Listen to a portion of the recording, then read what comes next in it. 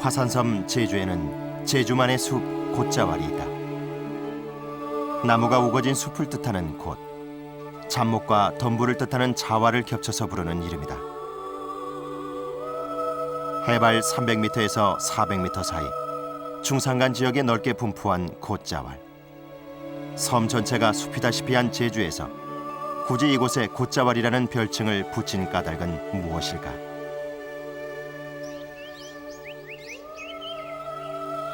마치 빗장을 지른 듯 누워 자란 나무들로 그 입구에서부터 난공불락인 곶자왈. 인간의 접근을 쉽게 허락하지 않은 고집 덕분에 남다르게 지켜져온 생명의 신비가 그곳에 있다.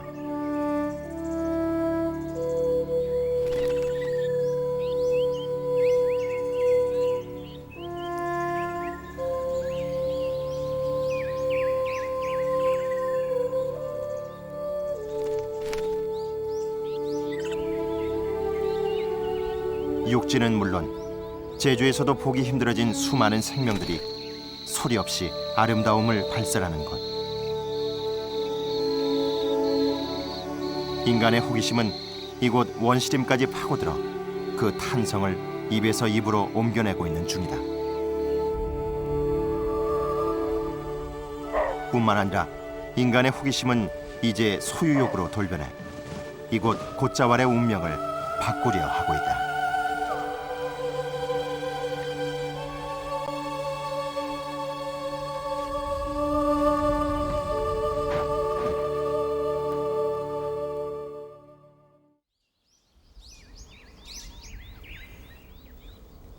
제주 북동쪽 해발 400m의 중산간 지역.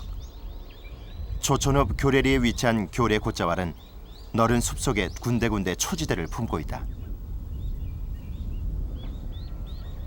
전체 45만 평에 달하는 이 초지대는 30년 전 원래 곶자왈이었던 곳을 소 방목장 용도로 개간한 것이다. 화산지대라는 공통점 때문에 일본과 곧잘 비교되는 제주. 지난 10월에는 곶자왈 소문을 들은 일본의 식물학자가 이곳을 찾았다.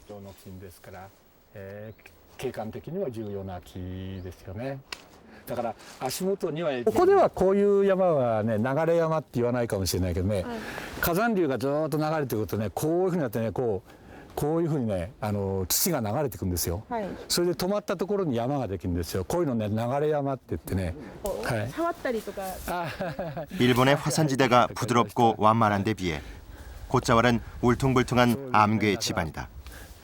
유이 교수는 이런 집안에서는 풀 한 포기도 값지다며 탄성 연발이다. こうトゲが、はい、だからこの中に入ると猿も引っかかっちゃう。だから猿が取られちゃうっていうんで猿取りバラ。 좀 더 안으로 들어가 보기로 했다. その土を頼りにこういう植物が今生え始めたんですけど、これ以上なかなか大きくならないです。 유이 마사하키 교수는 곶자왈의 암괴 집안이 식물의 생존을 어렵게 했을 것이라고 추측한다. 증거는 곳곳에서 확인된다.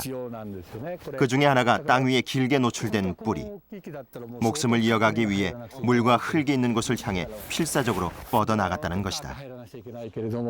この木を支えるためにはこういうふうにね根が張ってね、でしかもその根がこんなに太いですね。 유이 교수에 따르면 일본에도 곶자왈과 비슷한 지형이 두 군데 있는데 정부에서는 이곳을 국립공원으로 지정해 보존하고 있다고 한다.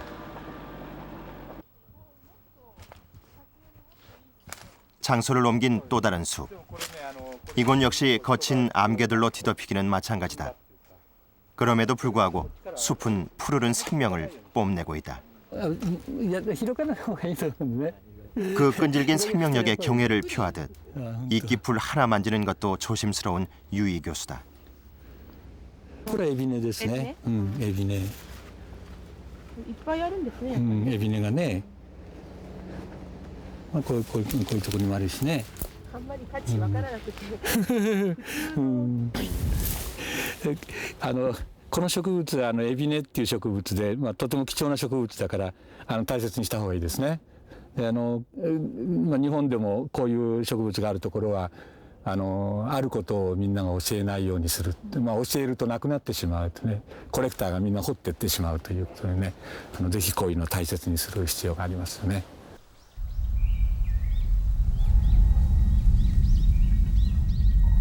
곶자왈이 제주에서도 중산간 지역을 중심으로 분포하는 것에서 알 수 있듯이 곶자왈 아래에 누운 용암류의 뿌리는 기생화산, 즉 오름들이다.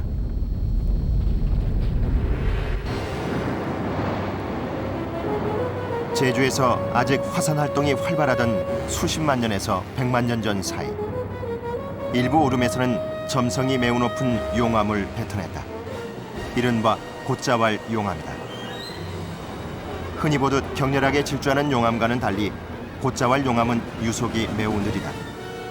이 더딘 흐름 중에 내부 가스의 폭발로 표면에 굳은 용암이 잘게 부서지고 그 결과 현재의 암괴형 지반이 만들어졌다.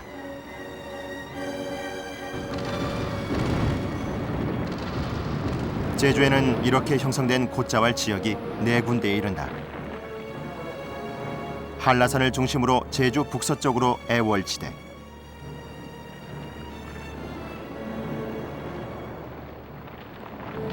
제주 서쪽으로는 한경 안덕지대,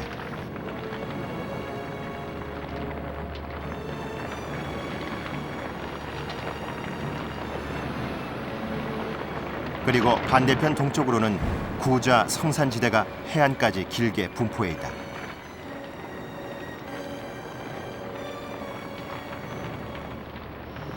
마지막으로 한라산 동북쪽에는 선흘, 교래, 함덕 일대에서 해안까지 장장 12km를 달린 곶자왈 용암지대가 펼쳐져 있다.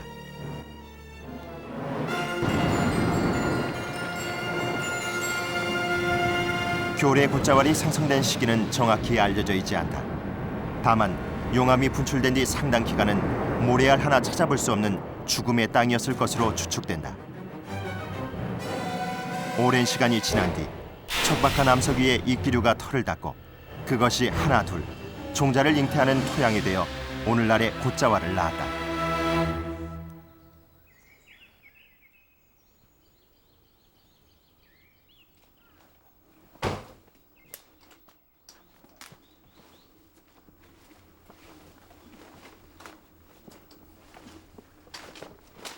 인류의 역사를 몇 번이고 뛰어넘는 길고도 더딘 산고. 그 지난하고 장구했던 탄생의 역사를 생생하게 기록하고 있는 것은 다름 아닌 곶자왈 자신이다. 용암 곶자왈은 때로 지층을 열어보여 수십만 년 전의 사건을 추측해야 한다.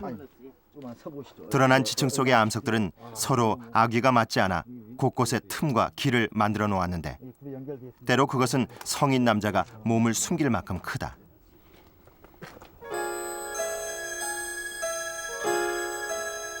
이러한 동굴 형태의 공극은 더디게 흐르며 식은 곶자왈 용암과 뜨거운 내부 가스의 절묘한 화음으로 빚어진 것이다.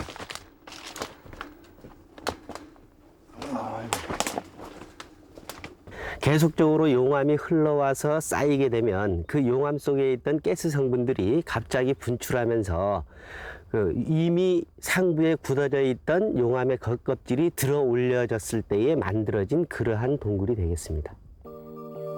암석이 얕은 토양에 뿌리를 내린 나무들은 대개 암석을 단단하게 움켜쥔 형상이다. 구실잡밥나무고 흉고 직경이 한 80cm 이상 되는 걸로 봐서 수령이 한 어림잡아서 한 70년 이상 된 그런 수령인 것 같습니다. 한눈에 보기에도 수령이 만만찮은 이 나무의 뿌리는 모두 암괴 속을 향해 있다. 암석 틈으로 흘러들어 쌓인 낙엽층을 토양 삼아 생명을 부지해 온 것이다.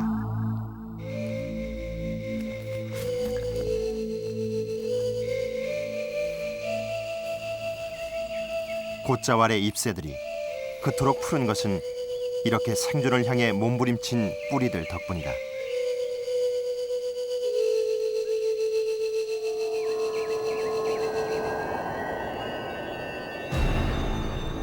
암석을 뒤덮고 있는 또 다른 생명체, 이끼류는 생명력 질긴 곶자왈 나무들과 공생 관계다. 이끼류는 토양을 대신해 나무의 뿌리에 영양을 공급하고 나무들은 우거진 잎새로 이끼류가 자라기에 적당한 일조량을 유지한다. 한여름에도 볕이 잘 들지 않는 곶자왈 내부는 양치류에게도 더할 나위 없이 좋은 서식 조건이다.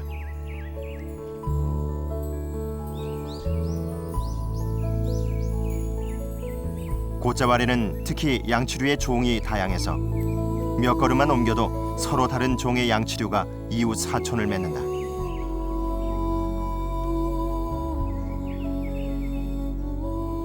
더구나 폭포수 아래에서 자라는 괴부리 이끼가 곶자왈에 나타난 것은 의외다.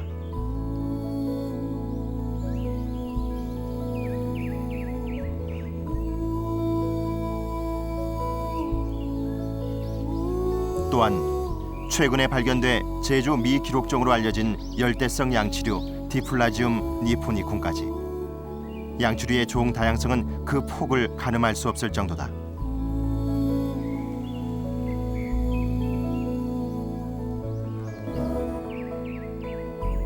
곶자왈 양치류의 번성은 여기서 그치지 않는다.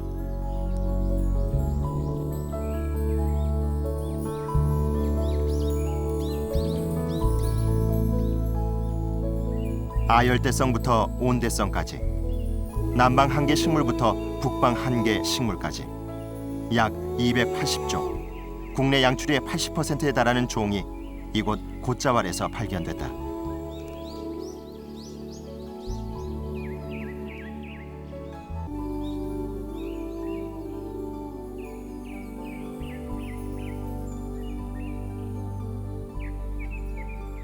제주도 곶자왈은 최근까지도 미기록 식물이 계속적으로 발견된다는 점, 특히 양치식물 우리의 종류가 다양하다는 점, 그리고 난대 지역이지만 추운 지방에 달하는 그런 온대성인 북방계 식물이 공존한다는 점, 이러한 것들이 일반적인 식생하고는 굉장히 차이 있는 흥미로운 생태적인 현상입니다. 곶자왈에서 양치류의 종 다양성이 높은 이유는 암괴 집안과 기후 때문이다. 틈이 많아 빗물이 그대로 스며드는 암괴 집안의 특성 때문에 곶자왈 내의 습도가 높을 뿐 아니라 위치에 따라 온도와 습도가 크게 차이가 난다. 제작팀의 실험으로도 10m의 거리에서 온도는 2도, 습도는 28%나 차이 나는 것을 확인할 수 있었다.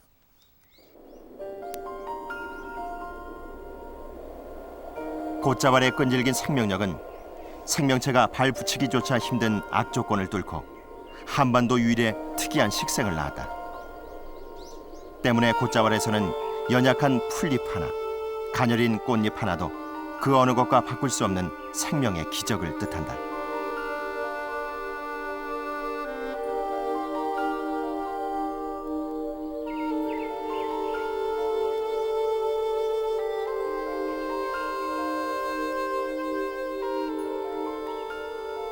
키 큰 양치류 아래에서는 복이 드문 난초들의 꽃잔치가 열렸다.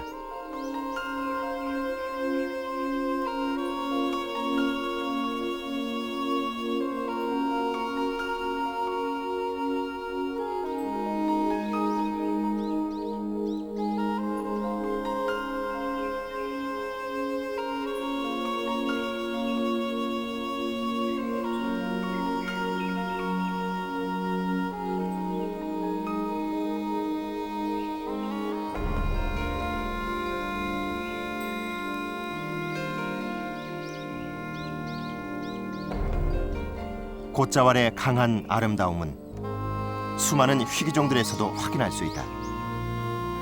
여름이면 붉은색 꽃을 피우는 으름난초.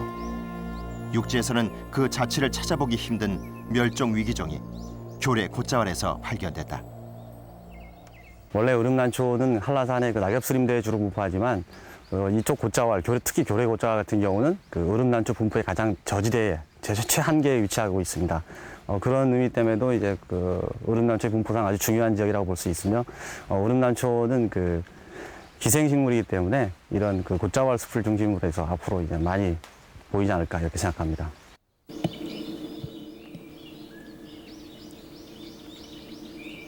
자연의 생명력은 물결치듯 이어진다. 곶자왈의 풍요로운 숲이 또 다른 생명체들을 불러들이는 것이다.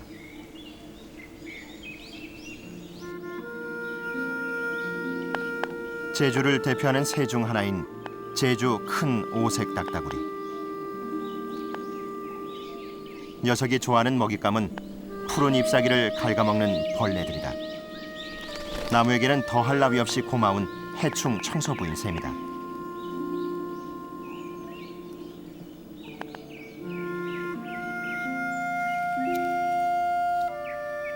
곶자왈 나무들이 모진 세월을 버텨준 덕분에 곤줄박이도 호사를 누린다.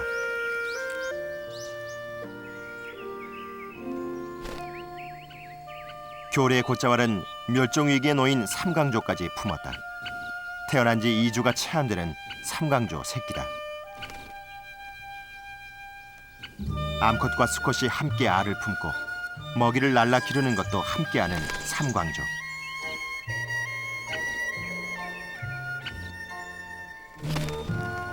제작팀이 발견했을 때 삼강조 새끼는 둥지를 나와 나는 연습을 하고 있었다.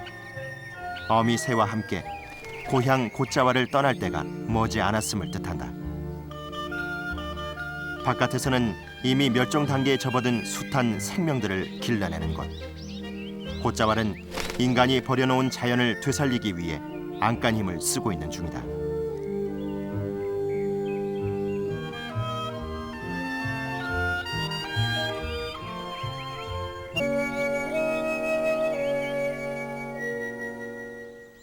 며칠 후 삼강조 가족이 살았던 둥지는 완전히 비어버렸다.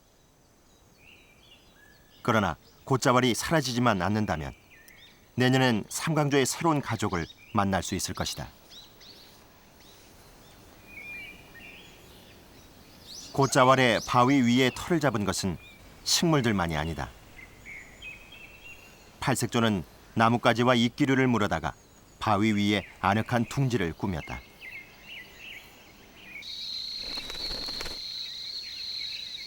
팔색조가 사람 눈에 띄는 건 드문 일이다.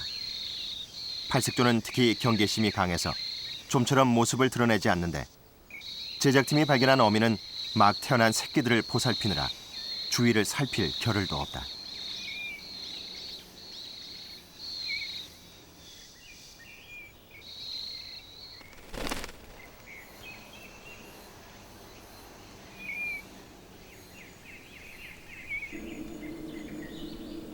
일곱 가지의 무지개색 깃털을 가진 덕분에 세상에서 가장 아름다운 새로 알려진 팔색조.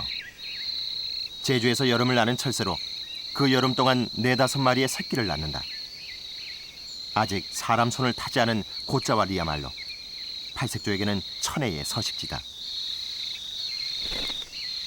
10월 초가 되면 이 팔색조는 겨울을 지내기 위해서 동남아시아 등지로 떠나게 됩니다. 그리고 다음해 봄이 되면 다시 번식을 하기 위해서 이곳 제주도로 찾아오게 됩니다.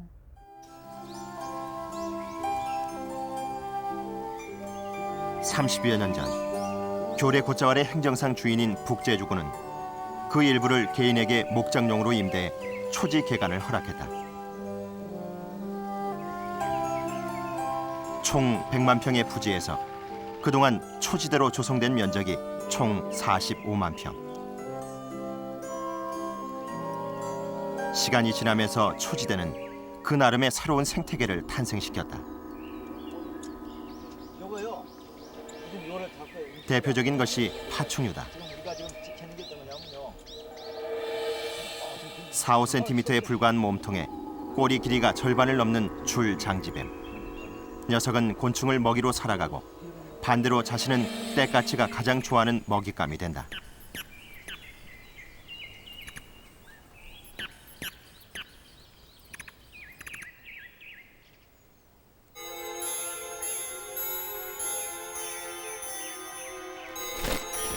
바퀴벌레 하나를 두고 줄장지뱀 2놈이 다투고 있다.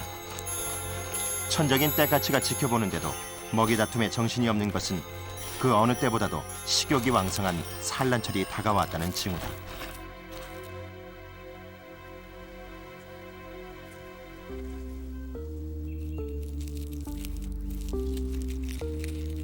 며칠 뒤 배가 확연하게 불러온 어미 줄장지뱀이 조심스럽게 움직이기 시작했다. 녀석이 흙을 파헤친다.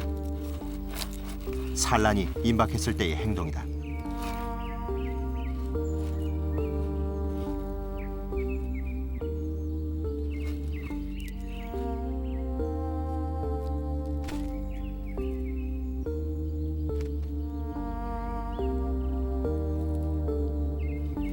이 땅에 새로운 생명을 탄생시키는 것은 엄청난 고통을 수반한다. 곶자왈이 그러하듯 모든 어미들의 숙명이다.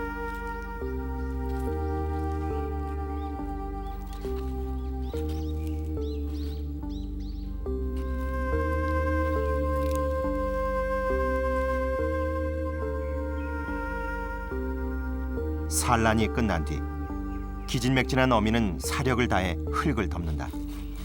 알을 따뜻하게 보호하려는 것이다.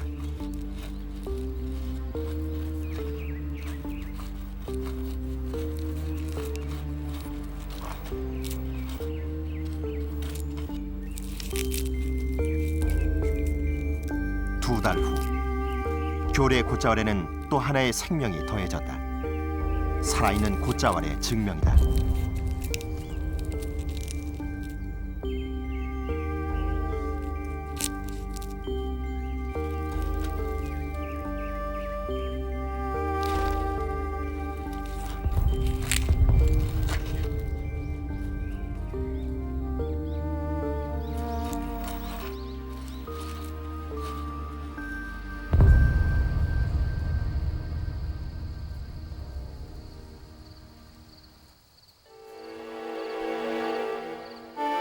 그로부터 며칠 뒤 어미 줄장지뱀은 구지뽕 나무 가시에 등을 꿰인 채 발견됐다. 떼까치에게 희생된 것이다. 줄장지뱀을 제압할 만큼 발임이 강하지 못한 떼까치는 먹이를 나뭇가지에 꿰어 죽을 때를 기다린다. 먹이 사슬을 완성하는 또 하나의 지혜다.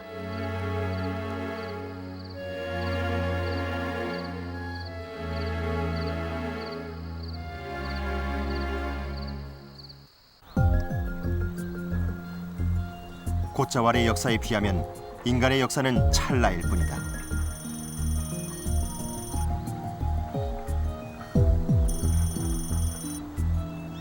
그러나 개발이라는 미명하에 이루어지는 인간의 간섭은 수십만 년 곶자왈의 역사를 송두리째 빼앗가도 남을 만큼 무자비하다. 2005년 11월 현재 교래 곶자왈의 주인인 북제주군은 애초 목장으로 내줬던 이곳 100만 평의 땅을 매각했다. 골프장과 리조트 시설의 개발을 전제로 한 것이다.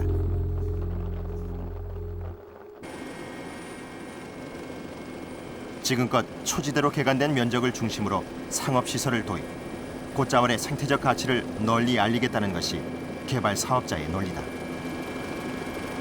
실제 저 숲이 우리 모두가 다 좀 더 보존 가치가 있고 귀하다고 우리가 생각하면은 정말 숲이라는 것은 아마존을 저는 가보지 않고 아마존이 지구의 허파라고 이 얘기하는 것은 좀 맞지 않다고 생각되고요. 아마존 숲속에 들어가서 이 숲이라는 게 정말 이게 참 귀한 거고 우리가 정말 그 보존을 해야 되겠구나 하는 그런 학습이 저는 절대적으로 필요하다고 생각됩니다. 그래서 저 숲속에 있는 이런 그 개간지를 중심으로 해가지고 가급적이면은 좀 많은 관광 생태 학습지로서는 저걸 여러 사람들이 공유하는 것이 훨씬 더 앞으로 저런 많은 가치 있는 숲을 우리 주변에 만들어내고 보존하는 데 도움이 된다고 생각해서 교래 곶자왈 일부가 초지대로 개간된 것은 26년 전부터다. 축산 사업을 장려하기 위해 만들어진 초지법 덕분에 개간은 손쉽게 이루어졌다.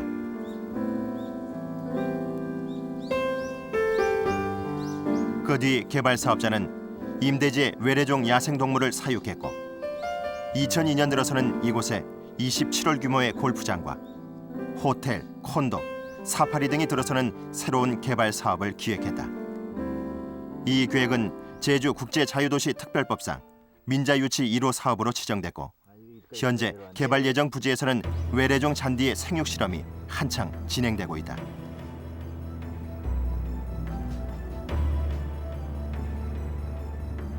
사업 계획대로라면 남쪽으로는 이미 개간된 초지대 위에 대규모 숙박시설과 사파리, 인공습지가 들어서고 북쪽으로는 숲과 초지대에 걸쳐 대규모 골프장이 들어서게 된다.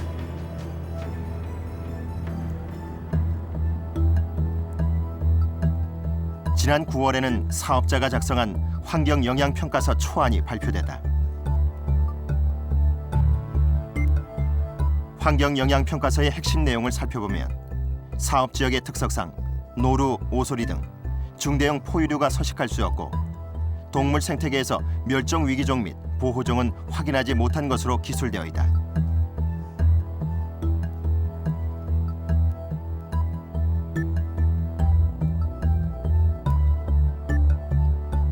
또한 숲의 경우 개발 허용선인 녹지 자연도 7등급으로 기술돼 있다. 즉 새로운 시설로 인한 훼손 정도가 미미하므로 개발에 아무 문제가 없다는 결론이다. 현행법상 사업자가 직접 작성하게 돼 있는 이 환경영향평가서는 과연 객관적이고 정확한 것일까?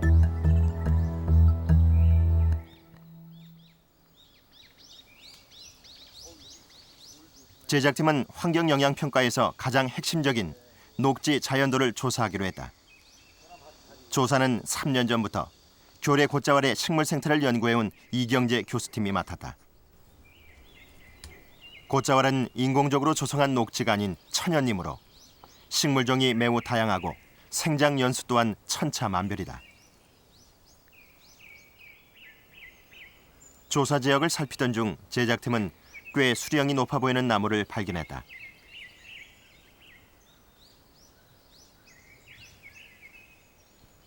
곶자왈의 수목들이 대개 그렇듯이 암석 위에 잎기류를 초기 토양 삼아 자란 나무다. 겉으로 드러난 뿌리의 폭만에도 20cm, 길이는 2m 10cm에 달한다. 육안 측정으로도 수령이 40년 이상 된다는 것이 이경재 교수의 설명이다.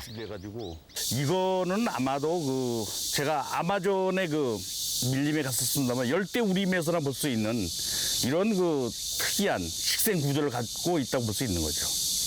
지금 이 고매말지도 지금 40년 정도 됐으니까 이 숲이 한 40년 내지 50년 정도의 숲의 역사를 가지고 있으니까 지금 안정 상태에 도달됐다고 볼 수 있는데 이런 상태로 자라면서 안정 상태를 이루고 있는 이 낙엽 화립수림은 정말로 특이한 식생 구조라고 볼 수 있는 거죠. 이 지역의 평균적인 수령을 알아보기 위해 다른 나무들을 더 측정해 보기로 했다. 41, 42, 43, 44, 45, 46, 47, 48. 네, 50년 이상입니다. 지상 50cm에서 측정된 나이테가 48, 실제 수령은 50년을 훌쩍 넘는다. 녹지 자연도의 기준이 되는 수령은 총 34개 구역에서 3일간 조사됐다. 이번 조사에서 교래 곶자왈의 평균 수령은 40년에서 50년, 녹지 자연도 8등급에 해당하는 수치다.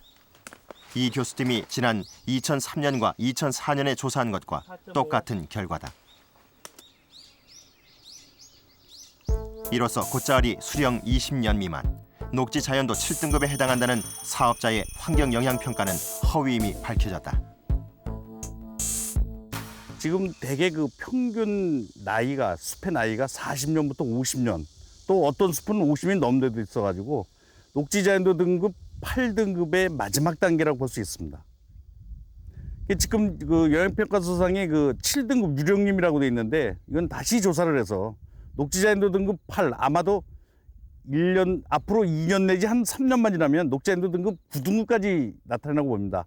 그래서 녹지자연도 8등급이 임을 완전히 정확히 밝혀가지고 정말로 개발을 할 수 있는가 없는가를 갖다가 다시 한번 따져봐야 될 것 같습니다.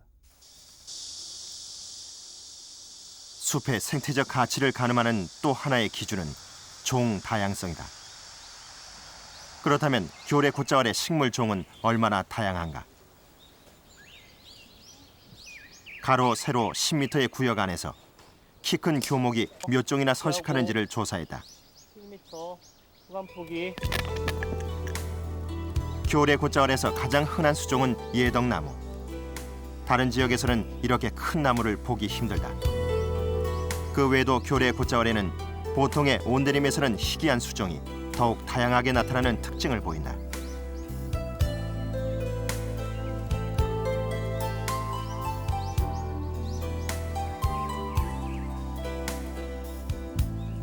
각각 100제곱미터, 34군데를 조사해 본 결과 교목은 평균 13개. 곶자왈이 아닌 지역이 10개 이하인 데 비하면 종 다양성이 훨씬 높다.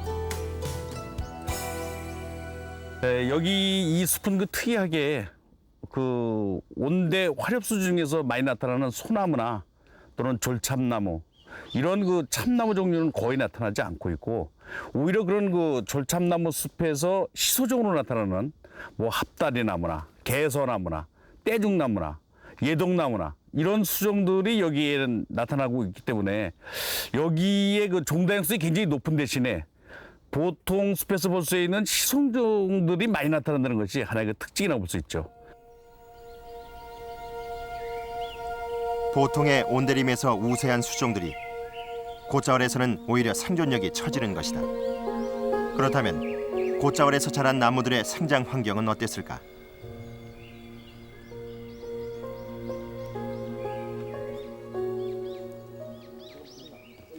제작팀은 국립산림과학원의 도움을 얻어 나무에 입력된 환경 정보를 알아보기로 했다.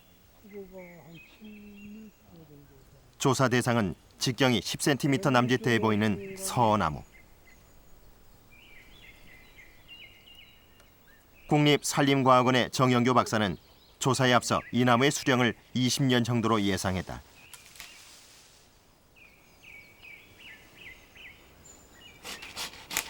일반적인 생장 조건에서의 평균 성장 속도를 고려한 것이다.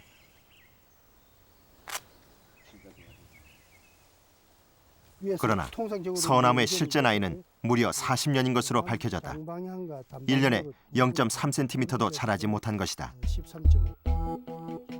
특히 최초 15년 동안은 2cm밖에 자라지 않았다. 곶자왈에서 새싹을 틔우고 그것들이 마침내 숲을 이루기까지 삶이 얼마나 치열했던가를 알 수 있다. 이 정도의 나무 같으면 다른 데서 우리가 봤을 때는 한 40년생이거든. 직경이 적어도 26에서 한 30 정도, 적어도 중경목에서 대경목으로 가는 그런 정도의 생장 정보를 가지고 있겠죠. 이경재 교수팀과의 조사 과정에서 제작팀은 이곳에 오랫동안 은둔해온 희귀종들을 수없이 확인할 수 있었다. 그중 하나가 부순나무. 제주도가 국제자유도시 특별법상 반드시 보존해야 할 식물로 지정한 희귀종이다.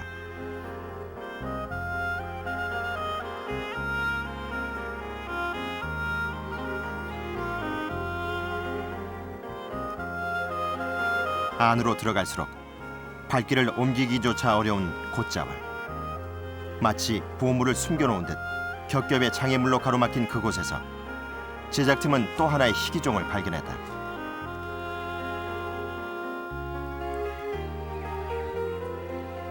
제주도 특별법상 보존식물인 가시딸기. 그것도 집단 서식하는 군락 형태로 면적이 300평에 달한다. 가시딸기는 다른 지역에서는 찾아볼 수 없는 한국의 특산종이다. 곶자왈에서 가시딸기가 발견된 것은 매우 중요한 의미를 가집니다. 가시딸기는 원래 그 제주도 특산식물로 1914년에 일본인 학자 나카이에서 처음 발견됐고, 그 이후에 제주도에서 찾지 못했던, 약 90년 동안 찾지 못했던 그런 희귀식물 중 하나입니다. 그런데 최근에 곶자왈을 중심으로 해서 광범위하게 분포하고 있음이 이제 밝혀지고 있습니다.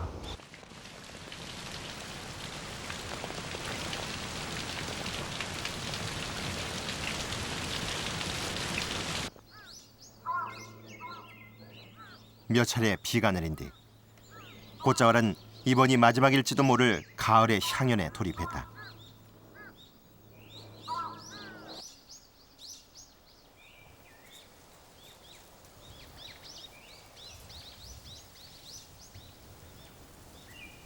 여름 내 비축한 햇볕과 영양분으로 빚어낸 갖가지 열매들. 종자를 퍼뜨리기 위한 필사적이면서도 아름다운 결실이다.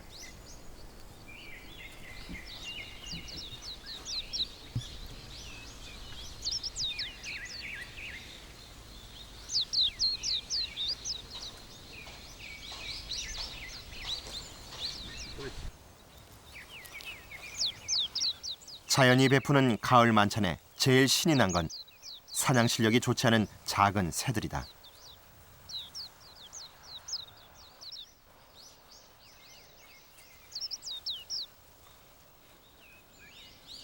새들은 나무가 여름 내 공들여 빚은 열매들을 남김없이 먹어치우는 대신 그 씨앗을 멀리 퍼뜨려 자연 생태계의 품앗이를 실천한다.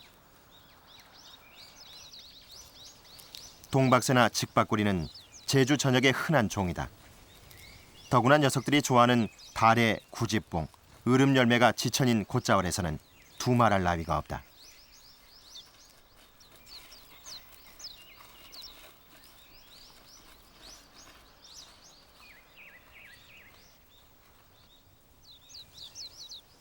직박구리가 제일 좋아하는 열매는 으름.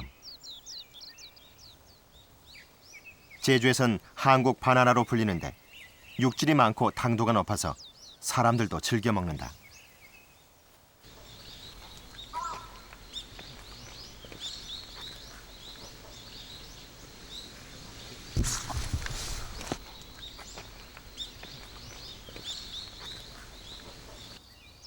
가을이 되면 곶자월 숲에는 으름덩쿨 열매나 꾸지뽕 열매가 있습니다. 이 열매는 새들의 먹이가 됩니다. 동박새나 직박구리들이 이 열매를 먹기 위해서 곶자월 숲으로 몰려들게 되는데 곶자월 숲은 이들 새로 인해서 아주 풍성해지고 활기 넘치게 됩니다. 독일의 생태학자 프레드릭 베스테는 최근 연구 논문을 통해 박새 한 마리가 지니는 가치를 규명한 바 있다. 그의 학설에 따르면 새의 가치는 자연 생태뿐만 아니라 문명 사회에 갇힌 인간에게도 지대한 영향을 미친다.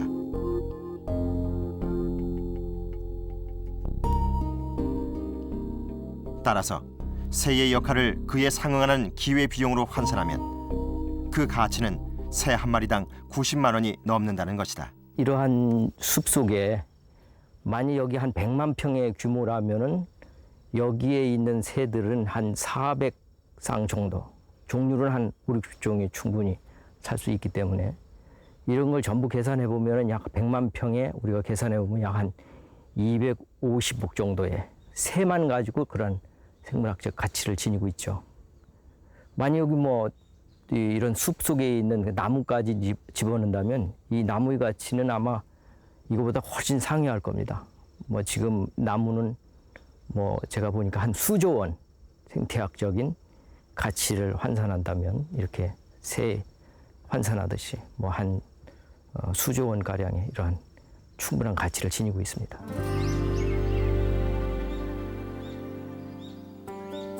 자연은 굳이 인간의 셈법으로 자신의 가치를 항변하지 않는다.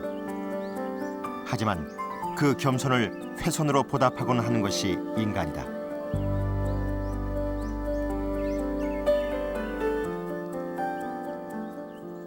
곶자왈의 그늘을 비집고 들어오는 햇볕 아래 양하가 꽃을 피웠다.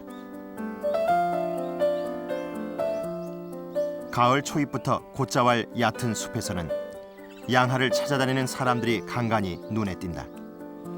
뿌리 줄기를 삶아 밥상에 올릴 요량이다.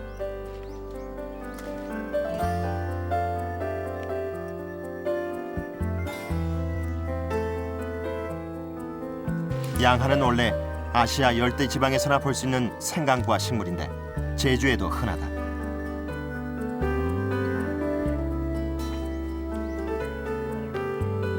요즘은 양하를 재배하는 농가도 생겨났다. 그러나 복통을 가라앉히는 치료 효과에서는 곶자왈의 천연 양하가 더 귀한 대접을 받는다. 이것은 만병통치라. 아하. 이것이 막 이래 댕기다가도요 속이 시리고 할 때 이거 속이 안 좋고 할 때요. 이 양해를 먹으면 속이 다 풀려요. 절대로 아프질 않아요. 참 좋아요. 지금의 곶자왈은 4.3 사건과 벌목으로 한바탕 난리를 겪고 다시 살아난 숲이다. 그 이전에 곶자왈의 풍요로움이 어땠는지는 옛사람의 기록에서도 알 수 있다. 1702년 이형상 당시 제주 목사가 제주 군정을 돌아보며 집필한 탐나 순력도, 제주의 풍속과 행사가 생생한 그림으로 기록된 화첩이다. 그중 교례 대렵을 보면 1702년 10월 11일 진상을 위해 320명의 마군, 포수와 보절 400명이 동원된 대규모 사냥이 열렸는데 이날 포획한 사슴노루가 200여 마리에 달했다고 한다.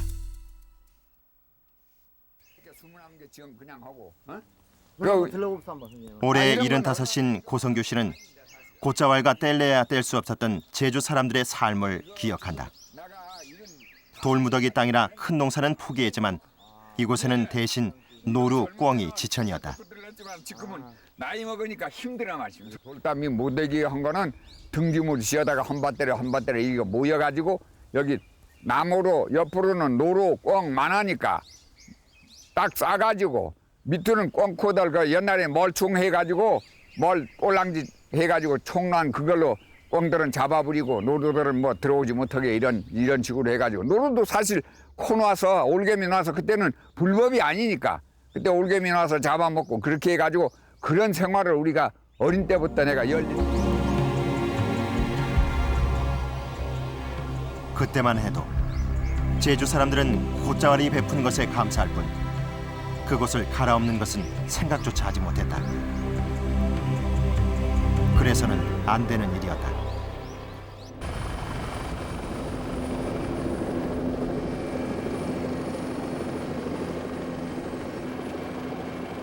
교례의 곶자왈은 비가 내려도 흐르거나 고이는 법이 없는 암괴 집안이다. 이런 곳에 유일한 웅덩이가 한 곳 있다.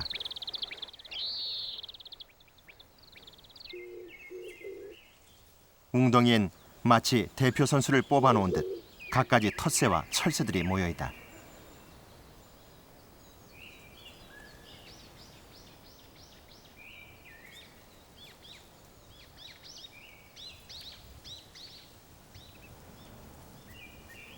규칙적으로 몸을 흔드는 이 녀석은 삑삑도요. 제주에서 겨울을 나는 철새인데 경로를 이탈한 게 분명하다. 아무래도 이곳에 눌러살 모양인데 그 점은 쇠오리도 마찬가지다.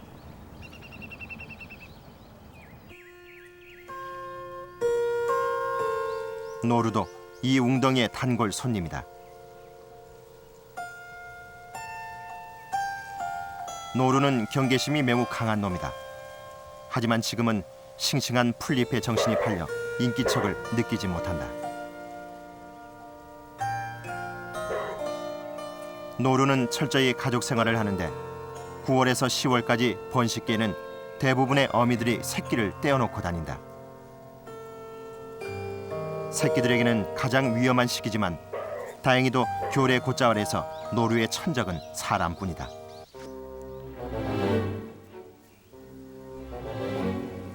덤불이 우거진 곳에서 순노루가 뭔가를 찾고 있다.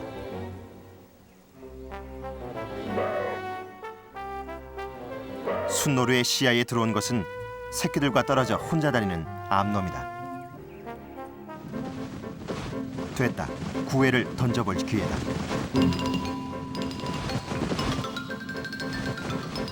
순놈의 구애는 거칠다. 추격전을 방불케 하는 이런 행동에 선뜻 응하는 암놈은 별로 없다.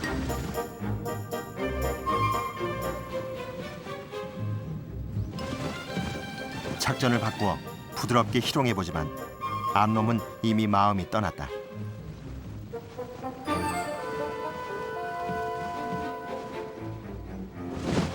교례 곶자왈의 초치대가 노루의 밥상이자 놀이터라면 숲속은 은신처이자 안전한 보금자리다.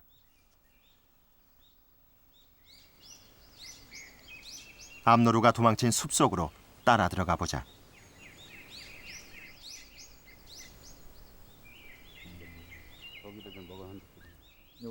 숲속에서 어렵지 않게 노루의 흔적을 찾아냈다.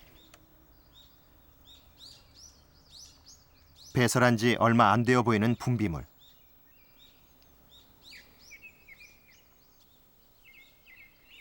그리고 낮은 풀잎들마다 선명한 이빨 자우. 식물종이 다양한 곶자왈은 600여 종의 풀을 소화하는 노루에게 가장 이상적인 서식 환경이다. 노루는 이런 말이나 소처럼 뭐 일정하게 먹는 게 아니고 상당히 조금씩 많은 종을 먹습니다. 그래서 상당히 큰 면적을 필요로 하고요. 그다음에 많은 식물이 종이 필요로 합니다. 그래서 이런 소나 말처럼 어느 일정한 지역에 가둬놓아서 키우기가 상당히 어려운 그런 종이 노루입니다. 마땅히 제 몸을 보호할 무기가 없는 노루로서는 곶자왈이야말로 천혜의 보호막이다. 그러나 환경영향평가서에서는 이곳이 노루, 오소리와 같은 중대형 포유동물이 서식하기에 부적합하다고 기술하고 있다. 노루를 따라 들어간 숲속에서 제작팀은 오소리 굴을 발견했다. 나뭇가지로 위장한 입구, 그리고 바깥에서는 화장실도 발견된다. 동굴은 깨끗하게 비워두고 외부의 한 곳에 집중적으로 배설하는 것이 오소리의 습성이다.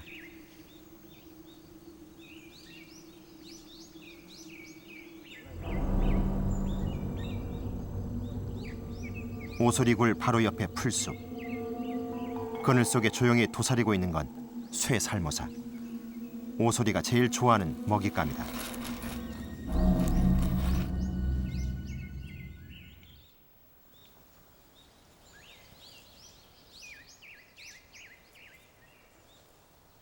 수많은 생명들이 먹이 그물을 짜고 있는 곶자왈.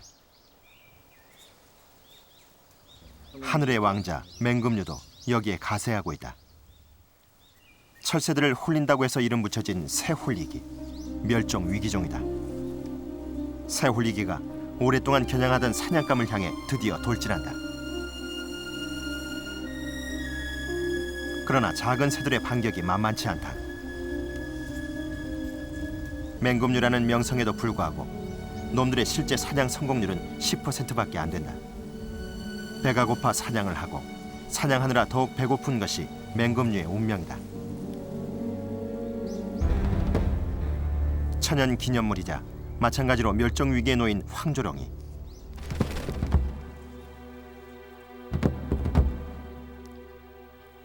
황조롱이가 상공에서 먹잇감을 내다보는 거리는 5km나 되고 그 먹이를 향해 돌진할 때의 속도는 시속 300km에 달한다. 가히 천부적인 사냥 실력이다. 그러나 이날 사냥의 명수 황조령에게 잡힌 것은 겨우 메뚜기. 하루 2kg의 육류가 필요한 녀석에겐 간식거리도 못 되는 피라미다.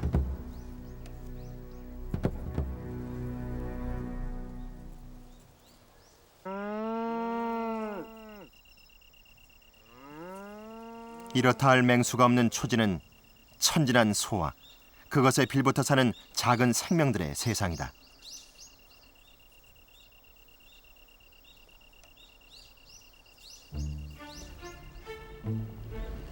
소들의 영역 가까운 곳에서 뿔 솥동구리가 발견됐다. 부지런히 발을 놀리는 녀석의 목적지는 단 하나, 소의 배설물이다.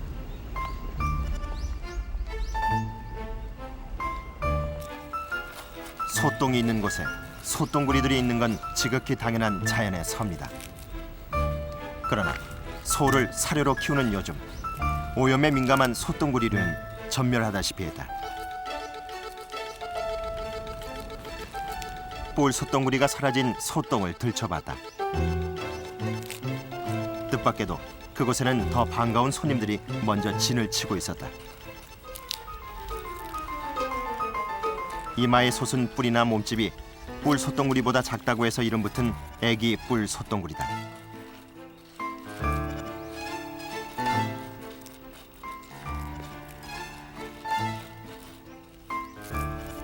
이름에도 불구하고 뿔 소똥구리나 애기 뿔 소똥구리 암컷은 뿔이 없는 민머리다. 대신 소똥을 파고들기 좋게 넓적한 모양이다.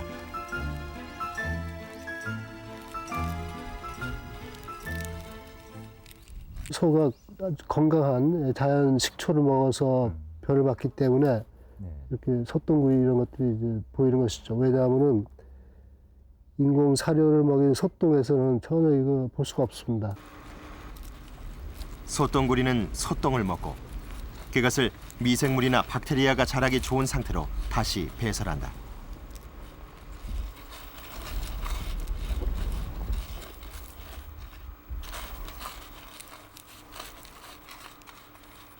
것도 지금 여기도 다 그리고 이렇게 분해된 소똥은 토양의 질을 변화시켜 식물들이 자라는 데 최적의 조건을 만든다.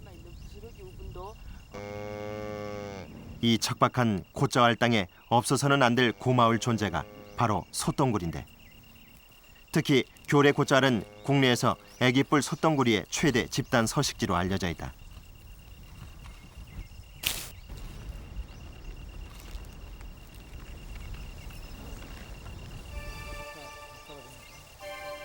제주 처녀처럼 가녀리다고 해서 이름 붙은 비바리뱀 역시 희귀종이다. 이쯤 되면 초지대도 희귀종 박물관이나 다름없다. 그러나 사업자의 환경영향평가서에서는 멸종 위기종이나 희귀종이 확인되지 않는다고 밝히고 있다. 초지 면적이 최근에는 개발로 인해서 특별히 예를 들면 이 골프장 이런 것들로 인해서 상당히 축소가 되고 있는데 이것이 큰 문제가 될 수가 있습니다. 인간은 곶자왈에 살아 움직이는 생명들을 못 보는 것인가, 안 보는 것인가. 개발을 향한 시계 바늘은 지금도 쉼없이 돌아가고 있다.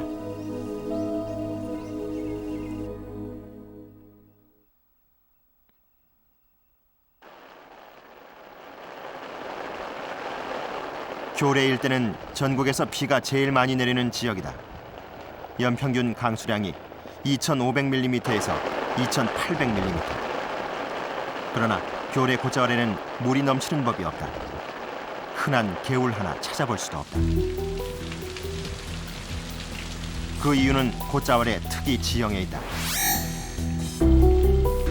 일반적인 제주 지역에선 강수량의 절반 이상이 지표면에 머물렀다가 증발하거나 바다로 흘러든다.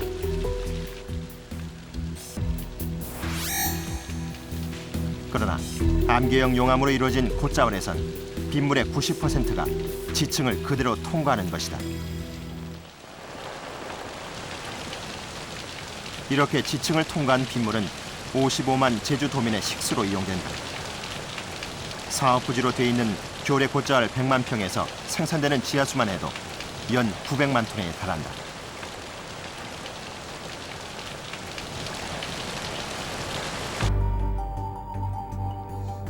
교래 곶자왈에 들어선다는 한라산 리조트. 계획대로 개발이 추진된다면 이곳에선 연간 280만 톤의 물을 필요로 하게 된다. 사업자는 인공습지와 지하수 개발로 필요량을 충당한다는 계획인데, 이는 지하수 공장인 곶자왈 지대는 줄어들면서 지하수 이용량은 갑자기 늘어나는 자기 모순에 부딪힌다.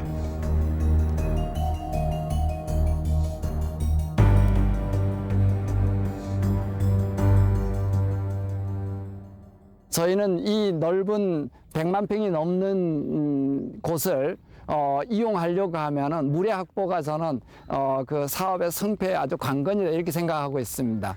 그래서 제가 여기에다가 지금 현재 골프장 펀드까지를 포함하면은 한 3만 9천여 평 가까운 지금 현재 그 습지가 일단 조성이 됩니다. 근데 이제 문제는 32만 톤의 빗물을 제가 다 모을 수 있겠는가 하는 것은 아직도 저도 조금은 의문을 가지고 있습니다. 일단 이게 지금 이제 길이로만도 사업자는 또한 이미 개간된 초지대를 중심으로 개발이 이루어진다고 밝힌 바 있다.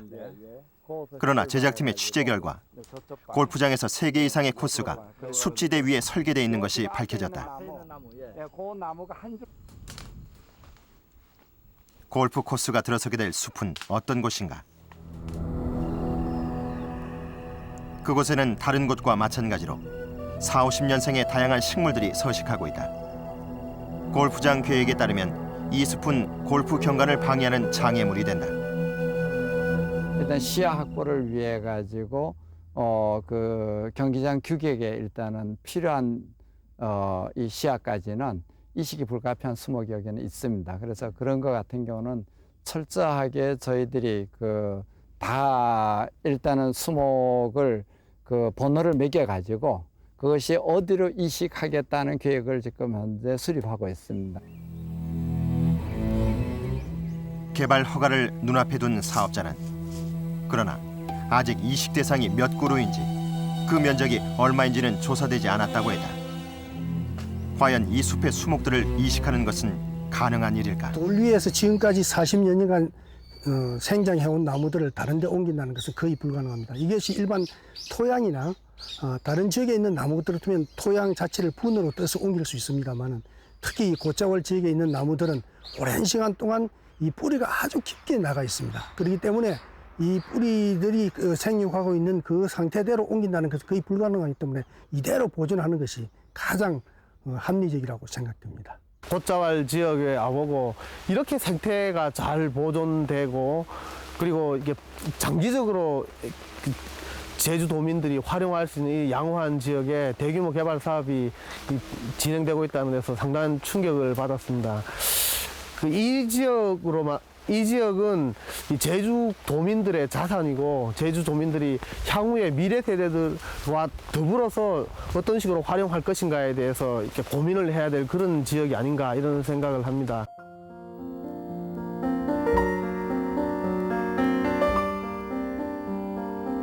용암지대에서 태어나 그 장관 세월을 견뎌내고 이제 곧 사라질 위기에 처했어도 곶자왈은 말이 없다. 보이지 않는 고통을 느끼고 그들의 소리 없는 아우성을 듣는 것은 인간에게는 너무 무리한 요구인가? 곶자왈에 인간의 집을 세우고 하루 수천 명이 오간다면 용암지대에서 태어난 이 여린 생명들이 과연 평화로울 수 있을까? 수많은 희귀종과 멸종위기종을 품어온 교래 곶자왈. 그 생명의 숲이 지구상에서 곧 사라질 위기에 처했다.